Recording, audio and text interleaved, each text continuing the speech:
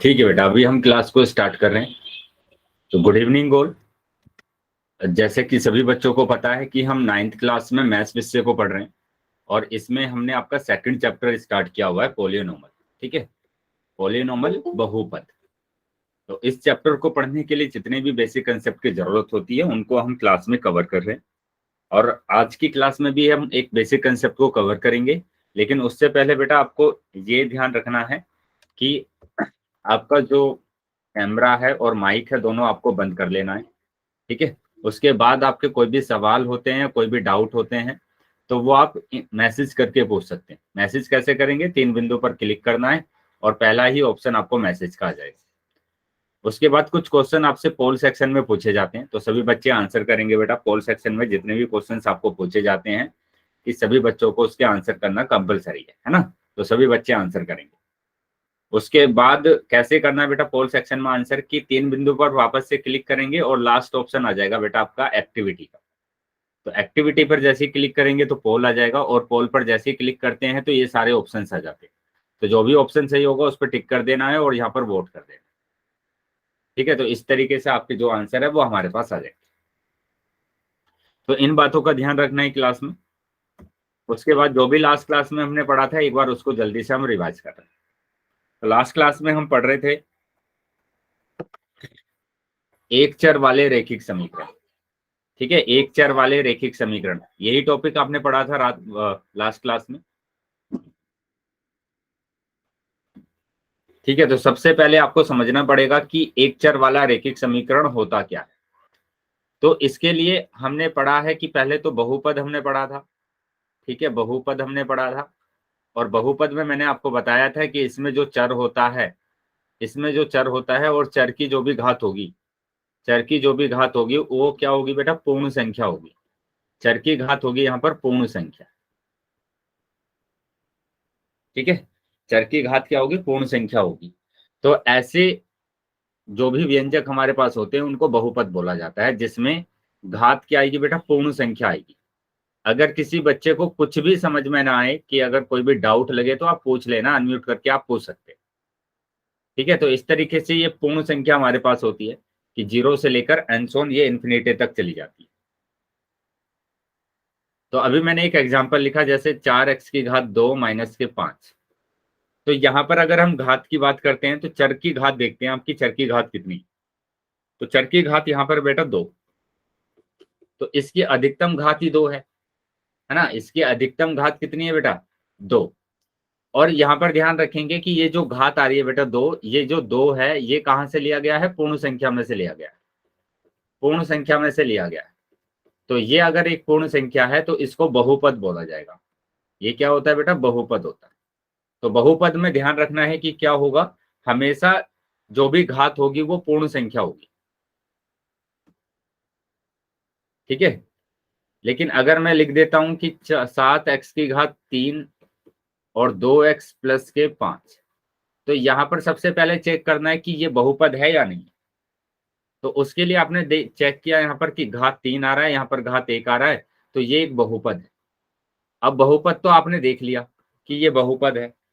उसके बाद आपको चेक करना है कि इसमें कितने चर आ रहे हैं, चर की संख्या कितनी है। तो कोई बच्चा बताएगा बेटा चर की संख्या कितनी है यहाँ पर? चर कितने आ रहे हैं बेटा यहाँ पे? सर एक चर आ रहा है सर। एक सर एक एक ही चर आ रहा एक। है। ठीक है, एक ही चर आ रहा है क्योंकि इंग्लिश अल्फाबेट में आपके पास 26 लेटर होते हैं और उन 26 लेटर में से कितना आ रहा है बेटा? एक ही आ रहा है, एक्स।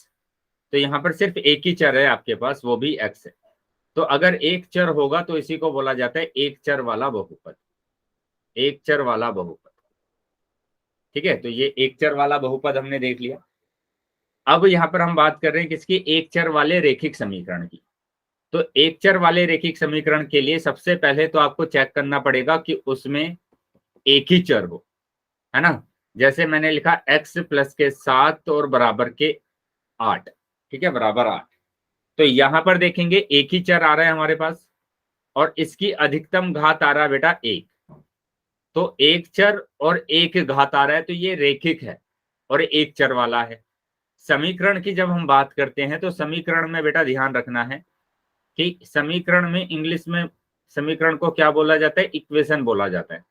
इक्वेशन मतलब कि इक्वल, तो यहाँ पर है ना इक्वल टू का साइन होना चाहिए, मतलब बराबर का चिन्ह होना चाहिए, बराबर का निशान होना चाहिए किसमें, समीकरण में। तो यहाँ पर देखो बराबर का भी निशान हमारे पास आ रहा है, चिन्ह हमारे पास आ रहा है।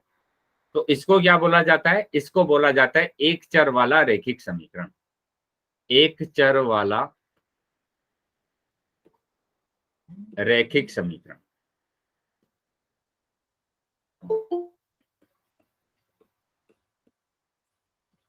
ठीक है।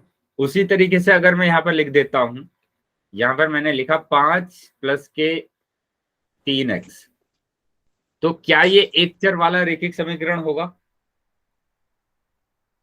ओ चैट बॉक्स में आंसर करेंगे बेटा सभी, क्या ये एक चर वाला रैखिक समीकरण है?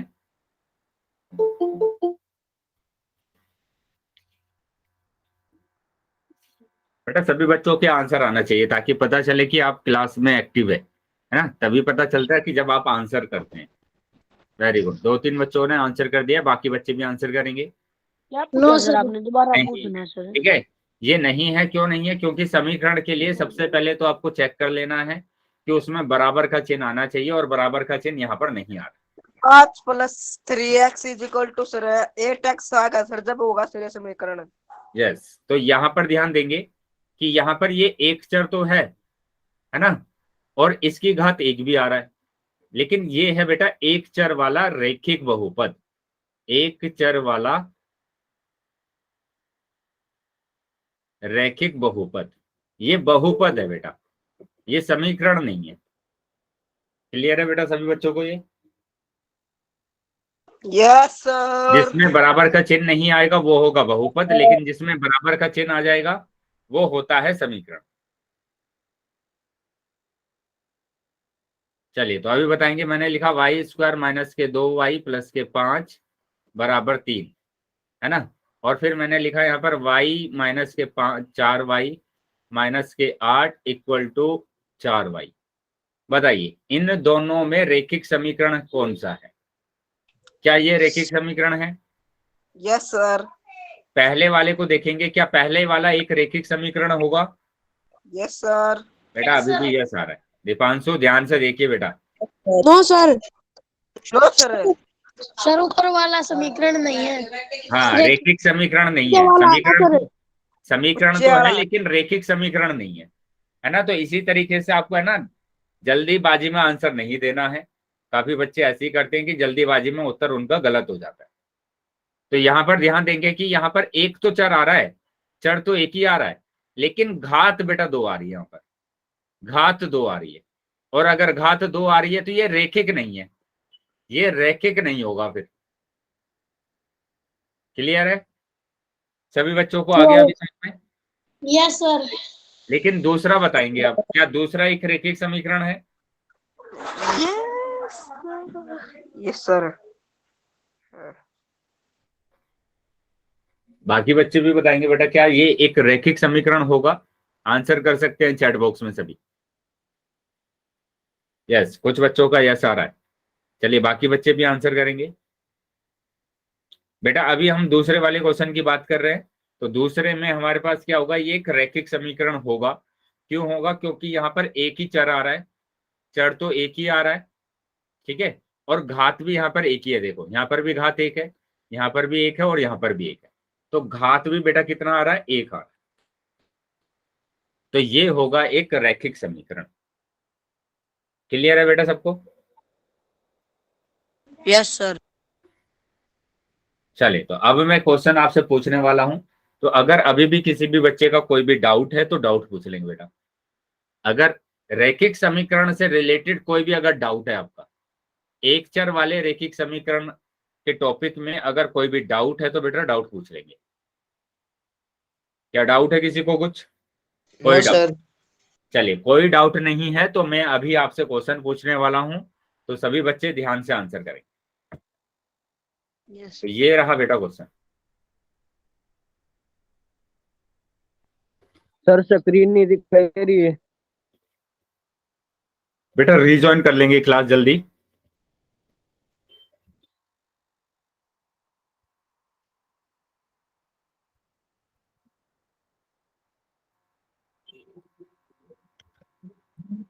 निम्न में से एक चर वाले रैखिक समीकरण की पहचान कीजिए। चलिए पोल बेटा आ गया है सभी बच्चों के पास, तो सर सभी बच्चे पोल सेक्शन में उत्तर करेंगे। दिया सर। सभी बच्चों को सर। आंसर करना है, जितने भी बच्चे क्लास में हैं। कर दिया सर।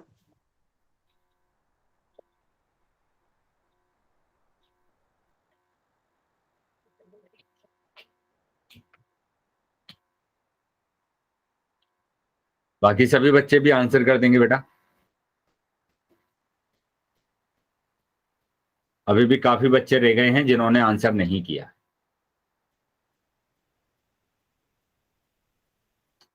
बेटा रैखिक समीकरण बताना है आपको कि ये रैखिक समीकरण कौन सा है। तो भेज दिया।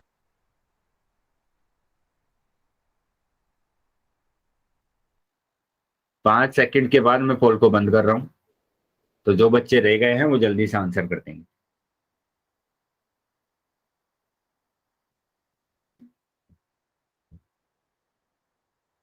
वन, 2, 3, 4, 5। ठीक है, पोल बंद कर दिया है मैंने और चैट सेक्शन मैंने ओपन कर दिया। तो जिन बच्चों के पास पोल नहीं आया था वो चैट सेक्शन में आंसर कर सकते। बेटा अभी भी इसमें काफी ज्यादा बच्चों के उत्तर गलत आ रहे हैं। मैं आपको टॉपिक पढ़ाने के बाद आपसे पूछ रहा हूं कि बेटा अगर नहीं समझ में आया है तो आप है ना बता दीजिए, मैं फिर से बता दूंगा टॉपिक। लेकिन अभी भी कुछ बच्चों ने उत्तर है ना गलत लिखा है, और अभी भी मैसेज आया है, तो मैसेज में ए ऑप्शन आया है बेटा, उत्तर गलत है बेटा, ए ऑप्शन बी है सर। है। तो यहाँ पर जब आपको बताया गया कि जब बराबर आएगा, बराबर का चिन्ह आएगा, तभी वहां पर समीकरण होगा। ये बराबर का चिन्ह तो दिख रहा है ना बेटा सभी बच्चों को। Yes sir. तो इसमें कहां पर बराबर का चिन्ह आ रहा है? ए ऑप्शन में कहीं पर बराबर का चिन्ह आ रहा है क्या? कहीं पर भी बराबर का चिन्ह नहीं आ रहा है इसमें, तो ये हमारे पास समीकरण नहीं होगा। ठीक है, यहां पर बराबर का चिन्ह आ रहा है, ये हो सकता है, यहां पर आ रहा है, यहां पर भी हो सकता है, ये भी हो सकता है। लेकिन हमें देखना है एक चर वाला रैखिक समीकरण, एक चर वाला रैखिक समीकरण, एक चर वाला रैखिक समीकरण। अब एक चर वाला रैखिक समीकरण के लिए आपको एक चर होना चाहिए।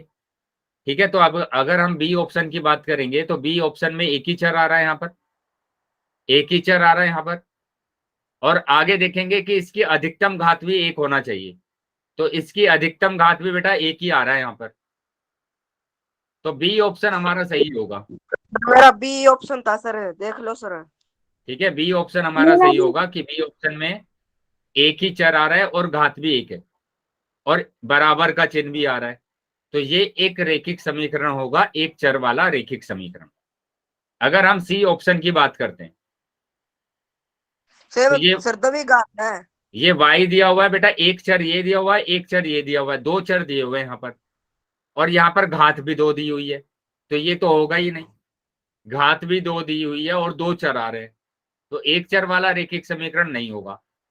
यहाँ पर देखेंगे डी ऑप्शन में एक तो चर है यहाँ पर, है ना, एक चर है,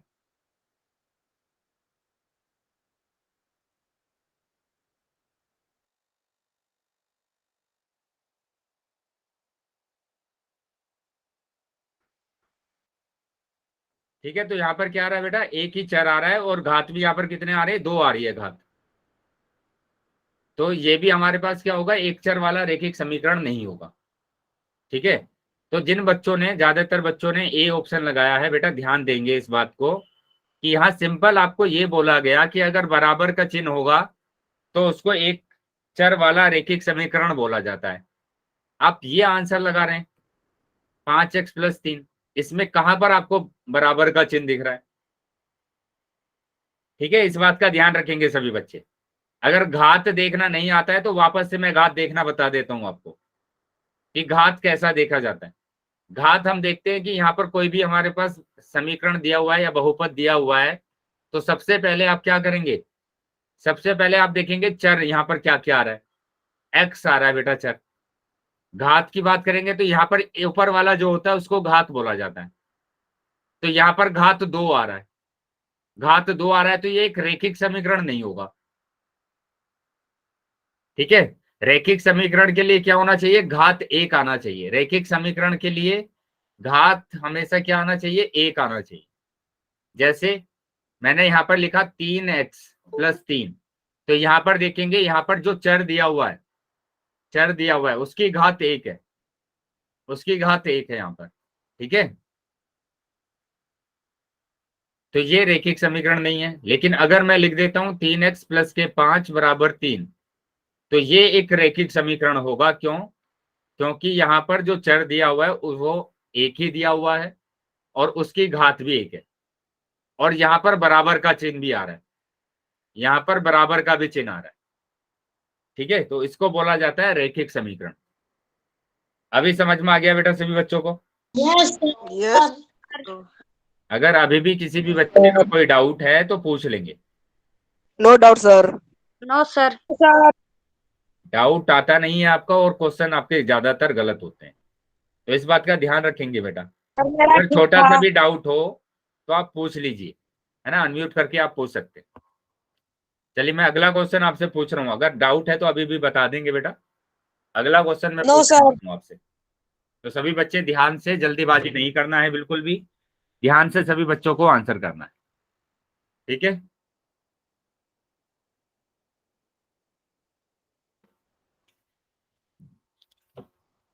एक बार और समझा दीजिए बेटा। मैं वही आपसे पूछ रहा हूँ कि आपको क्या समझ में नहीं आया है। साहिल के नाम से जो बच्चा ज्वाइन है, मैं वहीं से आपको बता देता हूँ। बताइए बेटा, साहिल के नाम से जो बच्चा ज्वाइन है, आपको क्या समझ में नहीं आया है? मैं बिल्कुल दोबारे से बताऊंगा, फिर से बताऊंगा, लेकिन आप बताइए तो सही, आपको क्या समझ में नहीं आया है?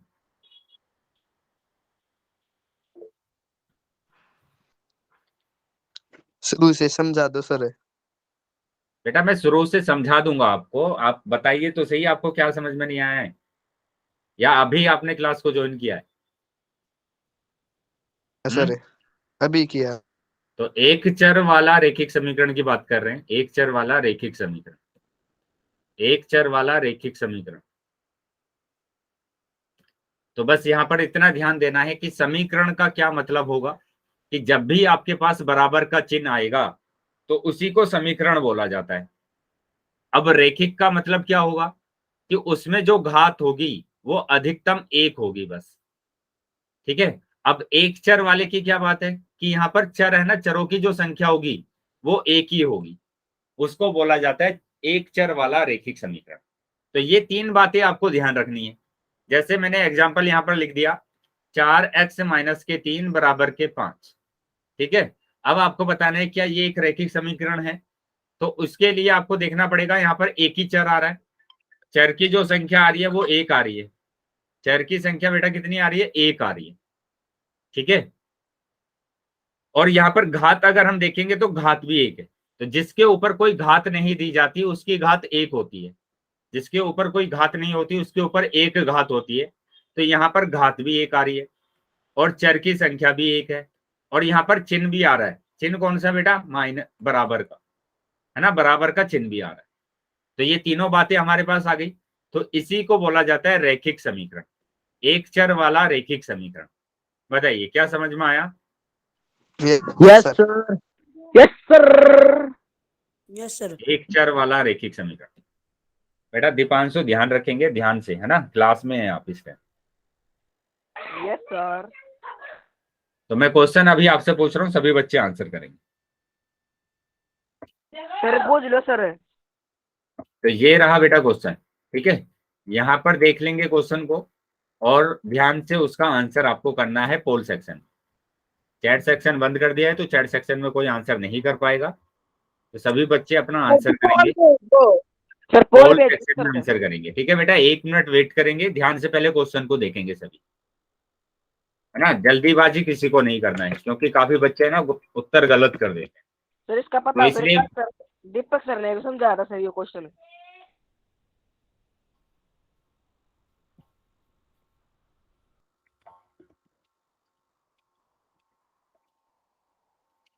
चलिए पोल बेटा आगे होगा सभी बच्चों के पास, तो सभी बच्चे आंसर करेंगे। कर दिया सर। दिया सर।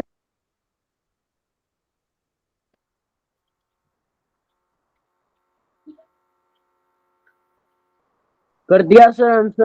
बेटा बोलेंगे नहीं जिन बच्चों ने उत्तर कर दिया है।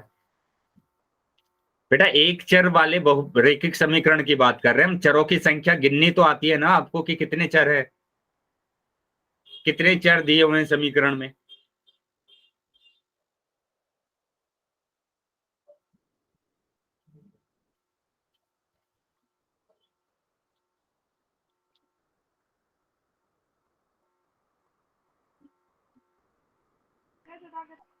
पाँच पाँच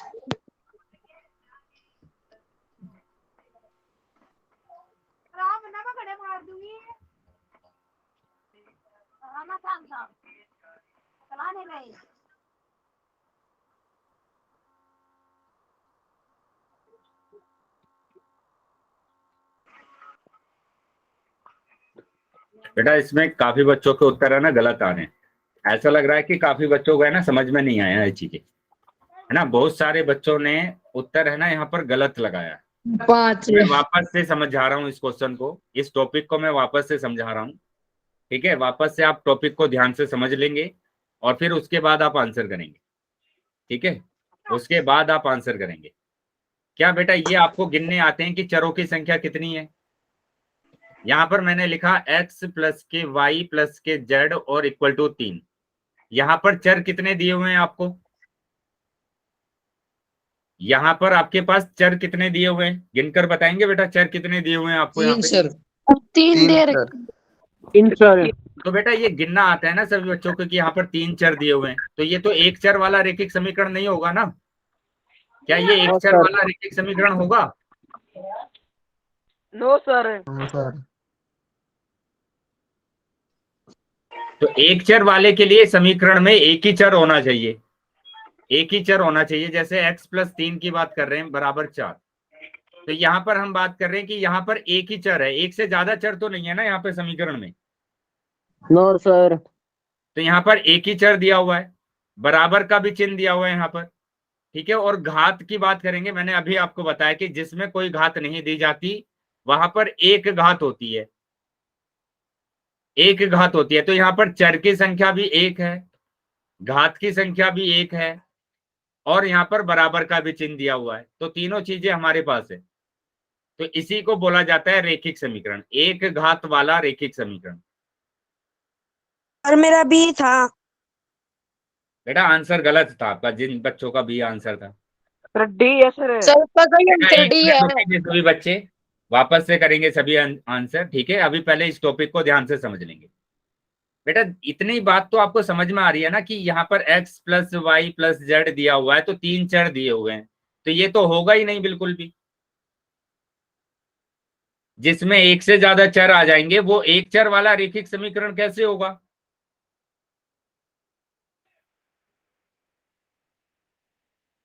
तो आपको यहां पर देखना है, सिर्फ एक ही चर आना चाहिए पूरे समीकरण में, बराबर का चिन्ह आना चाहिए और उसपे अधिकतम घात 1 आनी चाहिए। तो इसको बोला जाता है एक घात वाला रेखिक समीकरण, एक घात वाला रेखिक समीकरण, एक घात वाला रेखिक समीकरण।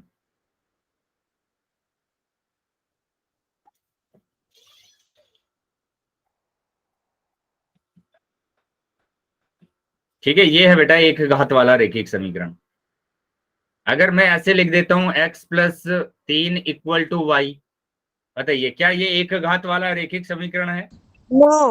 No sir. तो अभी भी कुछ बच्चे का यस आ रहा है। इतनी बात बेटा ध्यान रखेंगे कि यहाँ पर दो चर आ रहे हैं आपके, एक तो ये आ रहा है x, एक x आ रहा है और एक y आ रही है। तो कितने चर आ गए बेटा? दो चर आ गए। तो दो चर अगर आ गए तो ये एक चर वाला रेखिक समीकरण नहीं है। ठीक है, लेकिन अगर मैं ऐसे लिख देता हूं यहाँ पर कि मैंने लिखा x प्लस के 3 बराबर 4x, बताइए कितने चर आ रहे हैं यहाँ पर? दो। दो एक सर आ रहा है सर, एक है। तो अब कुछ बच्चे बोल रहे हैं दो चर आ रहे हैं। बेटा बताइए कौन कौन से दो दो चर है आ रहे हैं। सर एक एक तो सर, एक्स आ रहा है। सर एक्स एक्स एक्स आ के रहा है बस। अलावा कोई चर आ रहा है क्या? चार के पीछे। बेटा वो भी तो एक्स ही है ना। वो एक्स सर है सर, क्योंकि सर एक क्या चर आ रहा है सर, मैं वाई एक होता सर मिनट जब बेटा, मान एक है, फिर मिनट। दो सर है। एक्स के अलावा कोई चर आ रहा है क्या दूसरा? No sir. No sir. No sir तो एक ही तो चर है ना यहाँ पर। अगर ऐसा दिया होता x+3 = y, तो यहाँ पर दो चर है, एक x है और एक y है। क्या समझ में आ रहा है अभी कि चरों की संख्या कैसे पहचानना है आपको? Yes sir yes sir, D answer है सर उसका, डी। आगे देखेंगे बेटा। अभी बात कर रहे हैं, यहाँ पर मैंने लिखा 3x+4 = 5x और प्लस 7x। सर इनको बताइए कितने चर आ रहे हैं यहाँ पर? सर एक है। एक सर है तो सभी बच्चों को लग रहा है ना एक ही चर दो आ रहा है है। सर। किसी को ये तो नहीं लग रहा कि यहाँ पर चर की तो संख्या सर है 3 है? सर। दो। दो दो लग रहा है है। सर। दो लग रहा है। ठीक है, किसी बच्चे को लग रहा है यहाँ पर चरों की संख्या 2 है। सर एक के चर है सर, और एक के घात है सर की। एक मिनट सर बेटा, पाँच के पीछे है सर एन। एक मिनट बेटा, एक मिनट। अब मेरे को ये बताइए कि यहाँ पर एक चर तो दिया हुआ है एक्स, एक्स के अलावा भी कोई चर दिया हुआ है कि यहाँ पे? Sir N. एन नहीं है बेटा, यहाँ पर सारे एक्स है, ये सब एक्स है। यहाँ पर भी एक्स है और यहाँ पर भी एक्स दिया हुआ है। सर दिखा कौन ऐसी है? हाँ तो अभी बताइए चर कितने दिए हुए हैं यहाँ पर? सर एक एक सर। एक ही चर दिया हुआ है। ठीक है, यहाँ पर दिया हुआ है एक ही चर, एक चर दिया हुआ है। ठीक है, एक्स। अगर एक्स के अलावा कोई और होता हमारे पास, वाई होता, डब्लू होता, जेड होता, पी होता, क्यू होता, तब वो दो चर होता। ठीक है, यहाँ पर एक ही चर दिया हुआ है। आगे आ जाएंगे बेटा।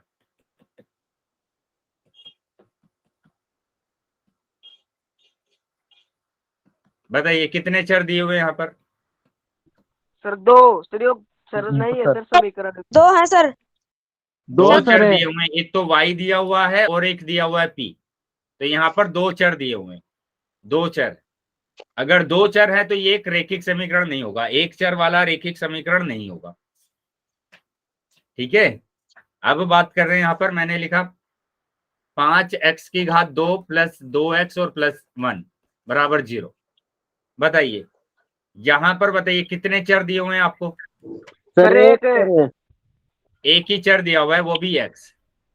ठीक है, एक ही चर दिया हुआ है, वो भी x दिया हुआ है। लेकिन यहाँ पर जो चर है इसकी घात दी हुई है बेटा 2। घात देखना आता है सभी बच्चों को? सर तो इसकी घात हमें दी हुई है 2। ठीक है, घात 2 दी हुई है, तो ये घात अगर 2 है तो ये एक रेखिक समीकरण नहीं होगा। रेखिक समीकरण नहीं होगा, क्योंकि रेखिक समीकरण के लिए हमारे पास क्या होना चाहिए? घात 1 होना चाहिए। ठीक है, घात 1 होना चाहिए। जैसे यहाँ पर चर कितने दिए हुए हैं? एक एक। घात भी एक है सर, और घात कितनी दी हुई है? एक एक। यहाँ एक पर कोई सर घात नहीं दी हुई, तो मतलब एक घात दी हुई है। क्या यहाँ पर बराबर का चिन्ह दिया हुआ है? Yes yes sir. सर। बराबर यस का चिन्ह दिया हुआ है। तो ये तीन चीज आपको देखना है बस। अगर ये तीनों चीजें हैं तो उसी को बोला जाता है एक चर वाला रेखिक समीकरण। सर एक इनको चर वाला रेखिक समीकरण।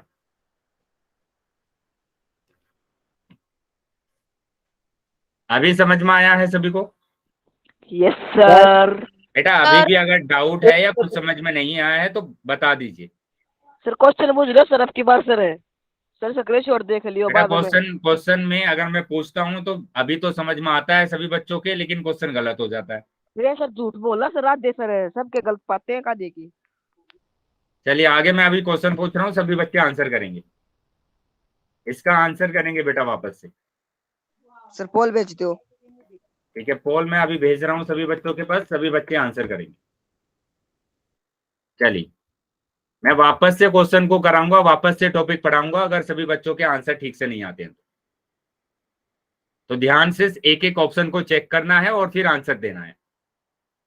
सभी बच्चे आंसर करेंगे। जितने भी बच्चे क्लास में हैं सभी बच्चों को आंसर करना है। कर दिया सर। वेरी गुड बेटा, चलिए बाकी कर दिया बच्चे भी सर। आंसर कर देंगे। शाबाश, सर बाकी आपके सभी पास बच्चे भी आंसर करेंगे। सर स्क्रीनशॉट देख लो। ठीक है बेटा, वेरी गुड, सही किया बेटा आपने। सर मैंने भी सही किया है। चलिए बाकी बच्चे भी आंसर करेंगे। बाकी सभी बच्चों को आंसर करना है।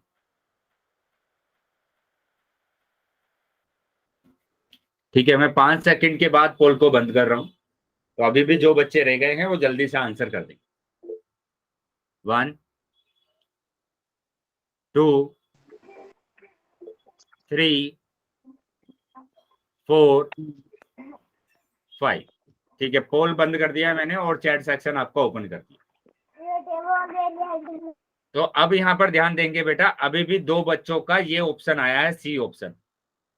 अभी 2 बच्चों ने ये सी ऑप्शन लगाया है।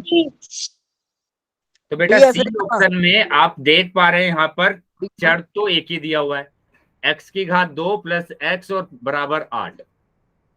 यहाँ पर चर तो बेटा एक ही है, कोई दिक्कत नहीं है। लेकिन घात की अगर हम बात कर रहे हैं, यहाँ पर घात तो बेटा दिख रहा है ना आपको कि कितनी घात है, यहाँ पर कितनी घात दी हुई है यहाँ पर बताइए। यहाँ पर घात 2 दी हुई है, ये रही 2 घात। जो बड़ी होती है बेटा उसको बोलते हैं हम घात। तो 2 घात है यहाँ पर, बराबर का चिन्ह दिया हुआ है। लेकिन घात तो 1 होना चाहिए ना, घात 1 होना चाहिए, तो ये तो नहीं होगा, सी ऑप्शन तो नहीं होगा। ठीक है, तो जिन बच्चों ने सी ऑप्शन लगाया था उनको समझ में आया कि क्यों नहीं होगा, क्योंकि यहाँ पर घात 2 आ रहा है, घात 2 आ रहा है। ठीक है, चलिए सी ऑप्शन तो नहीं होगा। अब हम बात करेंगे ए ऑप्शन की कि ए ऑप्शन होगा क्या। यहाँ पर भी हम देख रहे हैं घात 2 आ रहा है वापस से, और यहाँ पर चर भी 2 आ रहे हैं, एक y आ रहा है और एक z आ रहा है। तो यहाँ पर चर भी 2 आ रहे हैं, घात भी 2 आ रही है, बराबर का चिन्ह तो आ रहा है। चलो, लेकिन यहाँ पर क्या हुआ, घात 1 आना चाहिए था, है ना, चर भी 1 आना चाहिए था, घात भी 1 आना चाहिए था, चर भी 1 आना चाहिए था। तो ए ऑप्शन भी नहीं होगा। बी ऑप्शन की बात करेंगे, यहाँ पर बी ऑप्शन की बात करेंगे तो ये भी नहीं होगा, क्योंकि यहाँ पर भी हमारे पास चर की संख्या 3 आ रही है, 3 चर आ रहे हैं यहाँ पर। ठीक है, 3 चर आ रहे हैं, 1 चर आना चाहिए था, तो ये भी हमारे पास 1 चर वाला रैखिक समीकरण नहीं। अब हम बात करेंगे ऑप्शन नंबर डी की।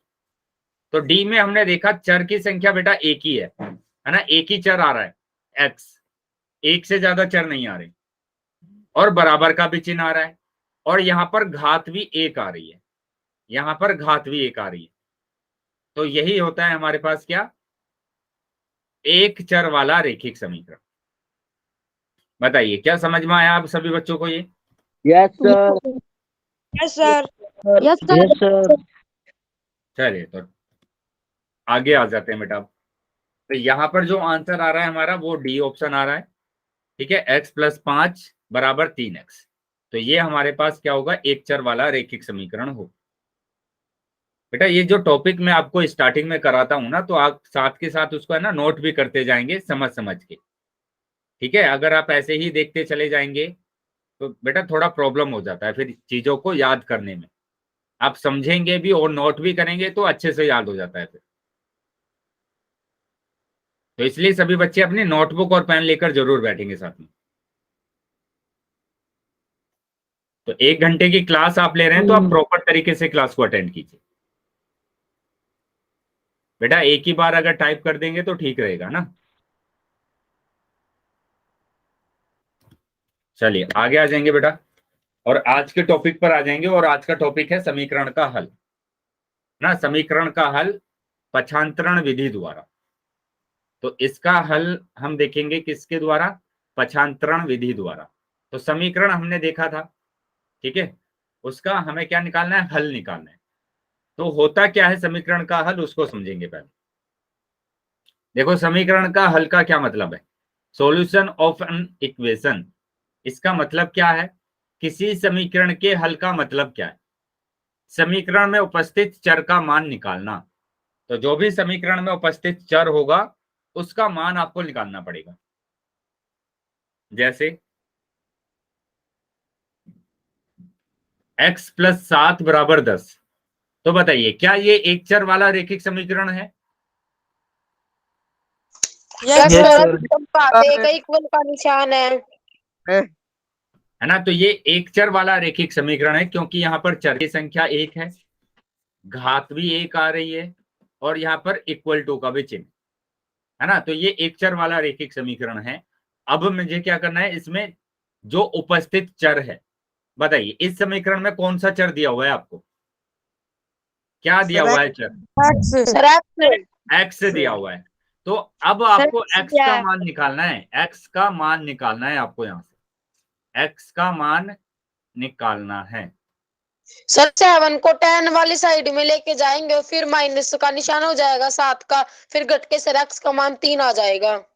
यस, बिल्कुल ऐसे ही करना है आपको कि यहाँ पर जो बराबर दिया हुआ है, बराबर में इस तरफ का जो भी नंबर होगा, है ना, इस तरफ का जो भी नंबर होगा उसको हम बोलेंगे बायां पक्ष। बायां पक्ष बोलते हैं बेटा इसको, इंग्लिश में बोला जाता है इसको LHS, लेफ्ट हैंड साइड, क्योंकि ये हमारे लेफ्ट हैंड की तरफ है तो इसलिए हम इसको बोलते हैं लेफ्ट हैंड साइड। हिंदी में बोला जाता है बायां पक्ष, हमारा बाएं हाथ की तरफ है तो इसलिए हम इसको बोलते हैं बायां पक्ष।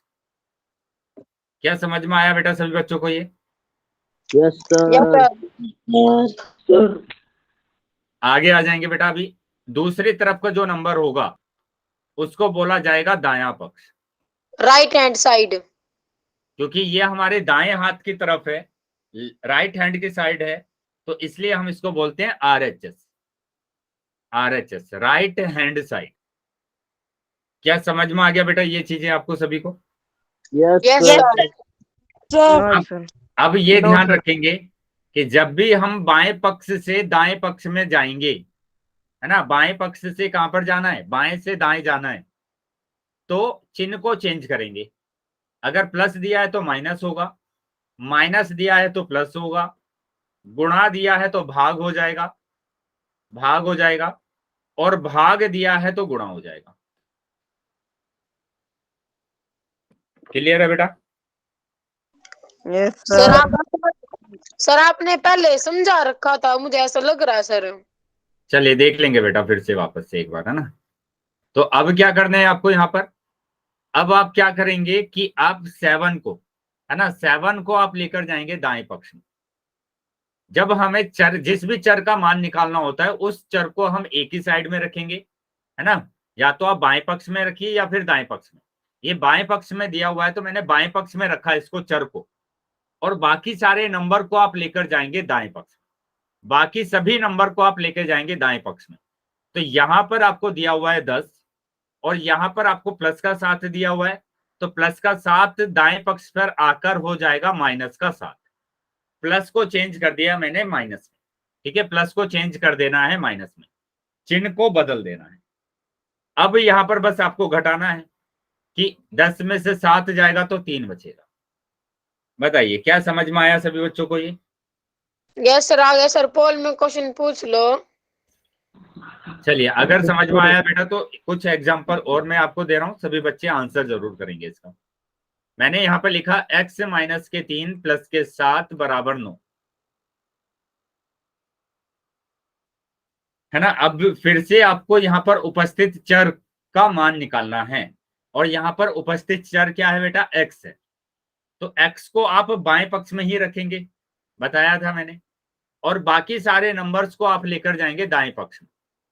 तो ये 9 तो बेटा ऐसे ही रहेगा, उसके बाद इस 3 को मैं लेकर आया इधर तो प्लस का 3 हो गया क्योंकि माइनस का है, और प्लस के 7 को मैं इधर लेकर आया तो ये माइनस का 7 हो गया। अब सोल्व कर देंगे कि ये x बराबर, इन दोनों को तो हम जोड़ देंगे, 9 और 3 हो जाएगा 12, और ये माइनस का 7, ठीक है, और 12 में से अगर 7 जाएंगे तो 5 बचेगा, 12 में से 7 जाएंगे तो 5 बचेगा। ये आंसर आ रहा है हमारा। क्लियर है बेटा सबको? Yes sir.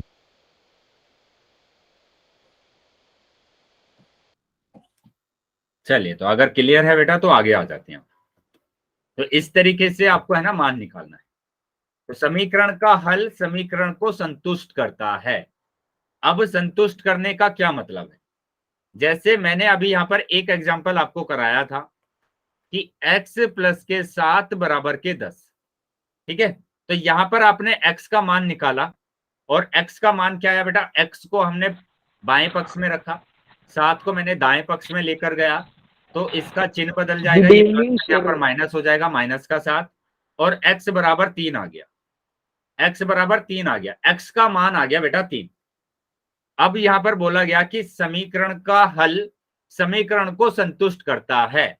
इसका मतलब ये है कि आपका जो भी मान आया है, जो भी मान आया है उसको अगर आप समीकरण में रखेंगे तो दोनों तरफ LHS और RHS दोनों बराबर आएगा। ये मतलब होता है संतुष्ट करने का, कि उसका बायां पक्ष दाएं पक्ष के इक्वल आएगा, बराबर आएगा। ये संतुष्ट करने का मतलब होता है। क्या मतलब समझ में आया सबको? Yes, sir. कि बायां पक्ष और दायां पक्ष दोनों आपस में बराबर होंगे। अब रख कर देखो, चाहे यहाँ पर संतुष्ट करेंगे हम कि x की जगह पर 3 रखना है, x की जगह पर 3 रखा, प्लस के 7 और बराबर के 10, तो 7 और 3 10 बराबर 10, तो दोनों बराबर आ गए, दोनों बराबर आ गए। तो यही मतलब होता है समीकरण का हल समीकरण को संतुष्ट करता है। क्लियर है बेटा? Yes, sir. अगर अभी भी किसी बच्चे का कोई भी डाउट है तो पूछ लेंगे, ठीक है? No, sir. चलिए तो आगे आ जाते हैं हम। अब जैसे यहाँ पर बोला गया क्या x बराबर 3 समीकरण का हल है, यहाँ पर x का मान दे दिया है आपको, तो ये समीकरण का हल तभी होगा जब ये समीकरण को संतुष्ट करेगा। संतुष्ट करने का मतलब कि आपके बायां पक्ष दाएं पक्ष के इक्वल आना चाहिए, दाएं पक्ष के इक्वल आना चाहिए। कब आना चाहिए इक्वल? जब आप x का मान रखेंगे, और x का मान कितना दिया हुआ है बेटा, यहाँ पर 3 दिया हुआ है, x का मान दिया हुआ है 3, तो रख दीजिए यहाँ पर x का मान। ये इसका हल होगा, मैंने सोल्व करके देख लिया सर। तो देखते हैं बेटा इसका हल होगा या नहीं होगा। कि 2 गुणा x की जगह पर 3 रखा, माइनस के 2 बराबर 4। उसके बाद मैंने आपको बोर्ड मास रूल बता रखा है सभी बच्चों को, ठीक है, कि यहाँ पर पहले ब्रैकेट सोल्व करते हैं, फिर ऑफ करते हैं, फिर डिवीजन करते हैं, फिर गुणा करते हैं, फिर जोड़ते हैं और फिर घटाते हैं, ठीक है। तो यहाँ पर ना तो ब्रैकेट है हमारे पास, इसको नहीं करेंगे, ठीक है, ना तो ऑफ है हमारे पास, इसको भी नहीं करेंगे, और ना ही हमारे पास डिवीजन है, इसको भी नहीं करेंगे। लेकिन हमारे पास गुणा है, मल्टीप्लीकेशन है, तो गुणा को करना है पहले, कि इन दोनों की गुणा करेंगे तो 2 तिया 6, माइनस के 2 बराबर 4, ठीक है। 6 दूनी वो 6 में से 2 जाएंगे तो 4, तो 4 बराबर 4 आ गया, मतलब ये समीकरण का हल है। तो ये हमारे पास क्या होगा, समीकरण का हल होगा, समीकरण का हल है। सर मेरी आवाज आ रही है? यस सर जैसे कि आप 2 टाइप के सवाल करवा दिए, पर तो सर एक्स दे रखा था और सर उनको लेफ्ट हैंड से राइट साइड में लेके जाते थे, और सर इसमें गुणा कर किसी एक्स का मान दे रखा, उसमें रखना है, वैल्यू पुट करनी है। हाँ 2 तरीके के क्वेश्चन मैंने कराए हैं आपको। एक में तो x का मान तुम्हें दिया होगा, एक में हमें x का मान निकालना पड़ेगा। जिसमें x का मान दिया होगा उसमें आपको दिखाना है कि वो संतुष्ट करता है, समीकरण को संतुष्ट करता है या नहीं। और संतुष्ट का मैंने मतलब बताया था आपको, क्या होगा, LHS और RHS आपस में बराबर होगा, के बराबर। ठीक है। तो 2 तरीके के क्वेश्चन होंगे आपके पास। एक तो होगा बेटा क्या, जिसमें आपको x का मान निकालना पड़ेगा, जैसे मैंने ये लिख दिया यहाँ पर x का मान निकालना है आपको। तो x का मान निकालने के लिए क्या करेंगे, x वाले पद को तो यहीं पर रखना है, बाकी सारे नंबर को भेज देना है।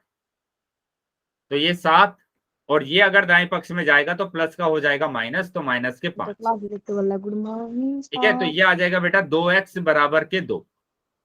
अब यहाँ पर देखो 2x का मतलब क्या होता है, यहाँ पर ध्यान रखेंगे, हमेशा कुछ बच्चों का ये डाउट रहता है कि इन दोनों के बीच में गुणा कहाँ से आ गया। जब हम गुणनखंड करते हैं, इसके गुणनखंड करते हैं, तो गुणनखंड में क्या आता है बेटा, 2 गुणा एक्स, है ना। तो इसका गुणनखंड कितना आया, 2 गुणा एक्स ही तो आया।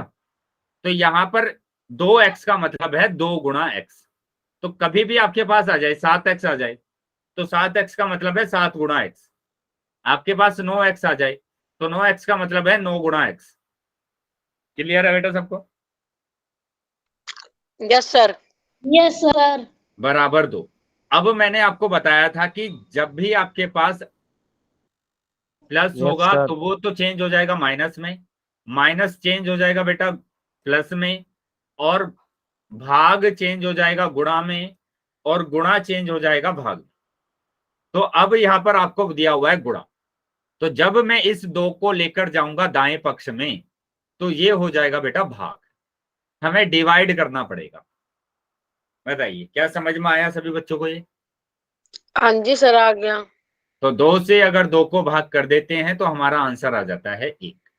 तो 1 आंसर आ रहा है आपका। क्लियर है बेटा?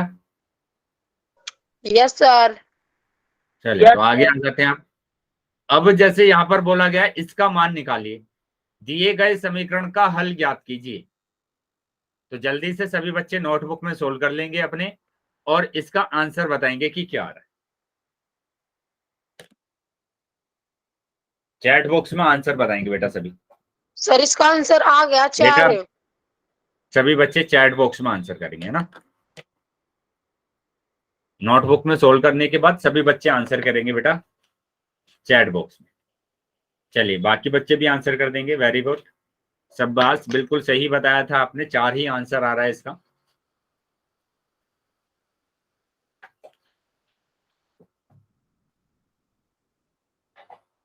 तो एक बार देख लेते हैं बेटा इसका आंसर हमारे पास 4 कैसे आ रहा है।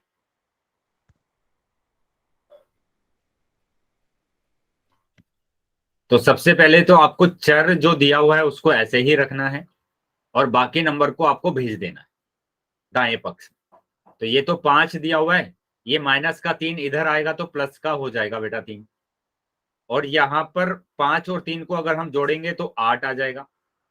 अब यहां पर 2x आ गया वापस से, और 2x का मतलब क्या होगा, 2 गुणा एक्स बराबर 8, यानी x बराबर कितना हो जाएगा, 8/2। और 2 से 4 को भाग करेंगे, वो 8 को भाग करेंगे तो 4 आएगा। तो x बराबर 4 आंसर आएगा। क्लियर है बेटा सबको ये? Yes sir. अगर डाउट है बेटा किसी का, या कुछ भी अगर समझ में नहीं आया है तो पूछ लेंगे। चलिए आगे आ जाएंगे अब। तो अंगगणितीय सक्रियाएं द्वारा बाय अर्थमेटिक ऑपरेशन, देखो 2 मेथड इसमें आपको दिए गए हैं। एक तो जो हमने किया है मेथड, उस मेथड को बोलते हैं पक्षांतरण मेथड, है ना, पक्षांतरण विधि, ट्रांसपोज मेथड, इंग्लिश में बोला जाता है ट्रांसपोज मेथड। सर पक्षांतरण या पक्षांतरण? पक्षांतरण बेटा,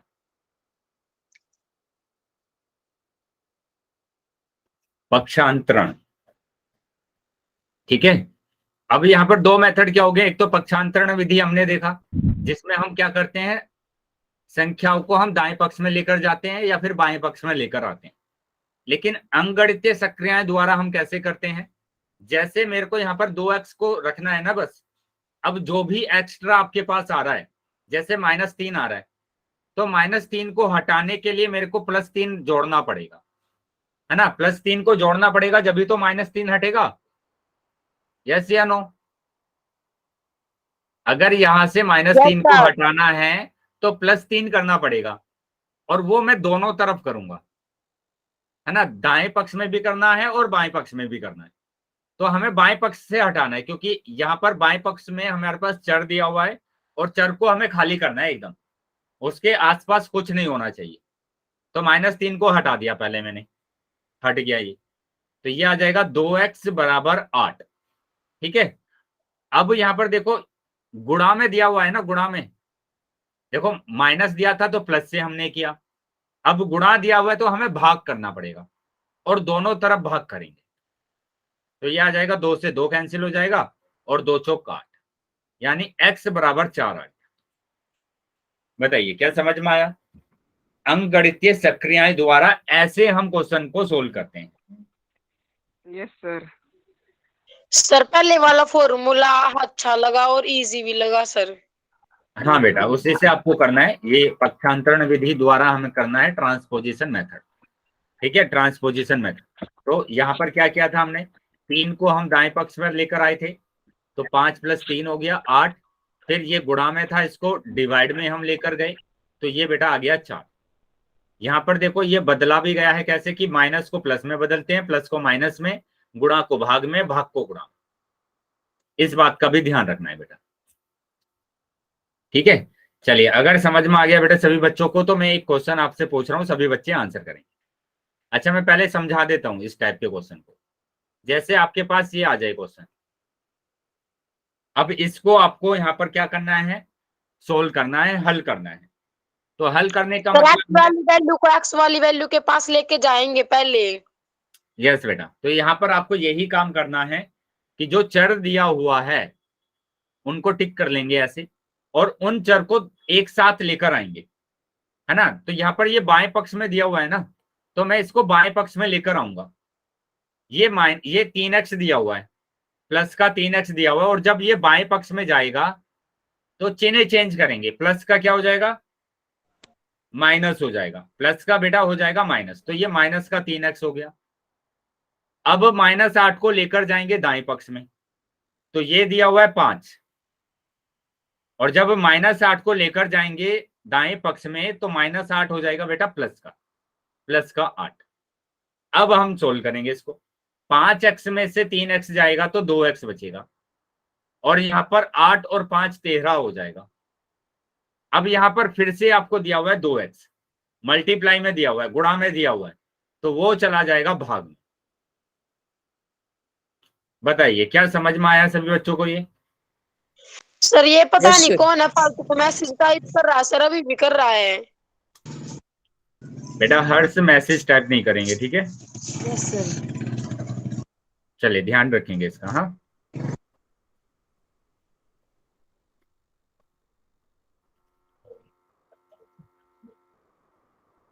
चलिए आगे आ जाएंगे अब। तो यहाँ पर हमारे पास इस तरीके से क्वेश्चंस को सोल्व करनी है।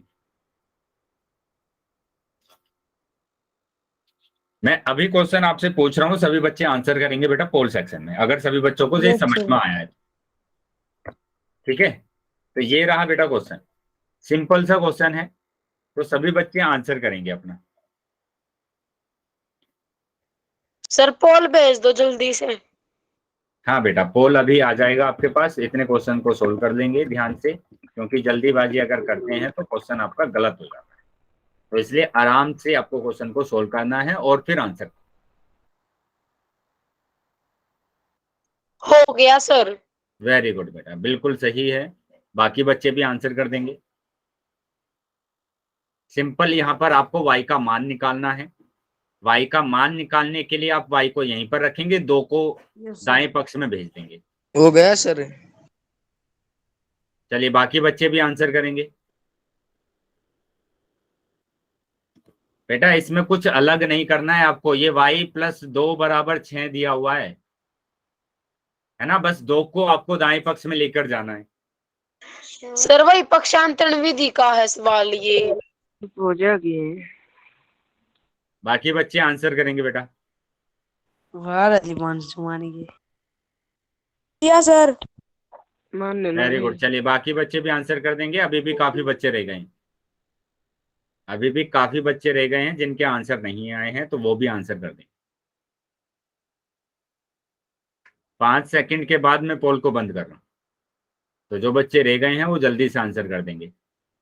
1 2 3 4 5। ठीक है, पोल बंद कर दिया है मैंने, और चैट सेक्शन आपको ओपन कर दिया। जिन बच्चों के पास पोल नहीं आया था वो अभी चैट सेक्शन में आंसर कर सकते।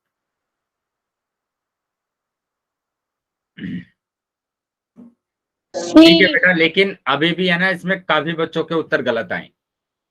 बहुत बच्चों ने डी ऑप्शन लगाया है ना, बी भी ऑप्शन लगाया है, ए भी लगाया है, तो बेटा वो बच्चे ध्यान देंगे कि आपको क्या मतलब समझ में नहीं आया है जिसकी वजह से आपके उत्तर गलत हो रहे हैं। ये मैंने सिंपल क्वेश्चन एकदम पूछा है, इसमें कुछ आपको एक्स्ट्रा नहीं करना है, बस इतना सा काम करना है कि y को यहीं पर रखना है और 2 को लेकर जाना है दाएं पक्ष में। ये प्लस का दिया हुआ है, ये लिख लिख कर बताया मैंने कि प्लस माइनस में चेंज हो जाता है, कि जब भी आप किसी भी संख्या को दाएं पक्ष में लेकर जाएंगे प्लस बाएं पक्ष से, तो प्लस माइनस में चेंज हो जाएगा, माइनस प्लस में चेंज हो जाएगा। Yes sir. तो ये प्लस का दिया हुआ है, आपको प्लस का दिया हुआ है, तो आपको क्या करना पड़ेगा, दाएं पक्ष में ले जाकर इसका चिन्ह चेंज कर देंगे। माइनस माइनस कर दिया बेटा, अब घटाना तो आता है ना सभी बच्चों को, सी है सर। कि 6 में से 2 जाएगा तो 4 बचेगा, तो y बराबर 4 आंसर आ रहा है आपका। बताइए इसमें क्या डाउट था, इसमें क्या समझ में नहीं आया आपको कि आपके उत्तर गलत हो गए? जिन बच्चों के उत्तर गलत हुए हैं बेटा, मैं उनसे पूछ रहा हूं कि आपको क्या समझ में नहीं आया था जिसकी वजह से आपके ये उत्तर है ना गलत हो गए?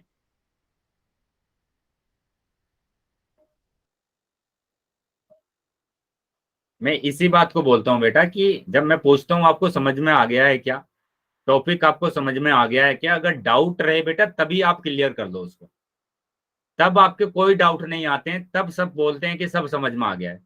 लेकिन जैसे ही मैं क्वेश्चन पूछता हूं तो आधे से ज्यादा बच्चों के उत्तर गलत आ जाते हैं फिर। हाँ, तो वही मैंने आपको बोला ना, क्यों कर दिया आपने प्लस, जब आपको मैं लिख लिख कर आपको दिखा रहा हूं कि जब भी आप बाएं पक्ष में से किसी नंबर को दाएं पक्ष में लेकर आएंगे, प्लस का माइनस में चेंज होगा, माइनस प्लस में चेंज होगा, गुणा भाग में चेंज होगा और भाग गुणा में चेंज होगा।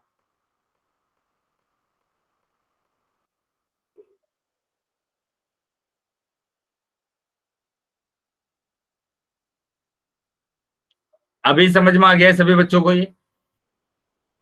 Yes sir. Yes sir. चलिए, तो अगर समझ में आया बेटा तो आगे आ जाते हैं। अब ध्यान रखेंगे बेटा, इस तरीके के क्वेश्चन अगर आते हैं तो कैसे आपको सोल्व करना है। सिंपल क्वेश्चन दिया हुआ है कि x माइनस के 5 बराबर 10, क्या करेंगे बेटा इसमें? सर 5 को 10 के पास लेके जाएंगे, सर ये प्लस का हो जाएगा और सर फिर 5 आंसर आ जाएगा। तो यहाँ पर क्या करेंगे 10 और यहाँ पर 5 को लेकर जाएंगे दाएं पक्ष में, माइनस का दिया हुआ है, माइनस का दिया हुआ है ये, तो यहाँ पर आकर क्या होगा, प्लस हो जाएगा, प्लस का 5, तो x बराबर आ गया 15 आ जाएगा सर। तो 15 आंसर आ गया। तो इस तरीके से आपको क्वेश्चन को सोल्व करना है। Yes sir. Yes sir. चलिए, अभी बेटा आपका ये होमवर्क होगा, क्योंकि है ना काफी ज्यादा बच्चे गलत कर रहे हैं आंसर बार बार, तो आप है ना इस टॉपिक को एक बार जल्दी से रिवाइज भी कर लेंगे, ठीक है। नेक्स्ट क्लास में मैं इसी के क्वेश्चन पूछूंगा, इसी टॉपिक से रिलेटेड आपसे क्वेश्चन पूछने वाला हूँ, तो सभी बच्चे इस टॉपिक को अच्छे से रिवाइज करेंगे, ठीक है। और फिर अगली क्लास में हम इनके क्वेश्चंस को डिस्कस करेंगे।